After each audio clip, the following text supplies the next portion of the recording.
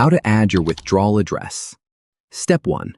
Copy your USDT BEP20 address from your wallet or exchange. Step 2. Log in to your back office. Tap the menu icon at the top. Tap Profile.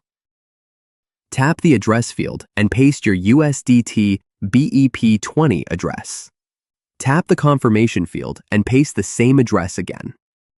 Tap to accept the terms and conditions. Tap Update. Enter your password and tap Confirm and Update.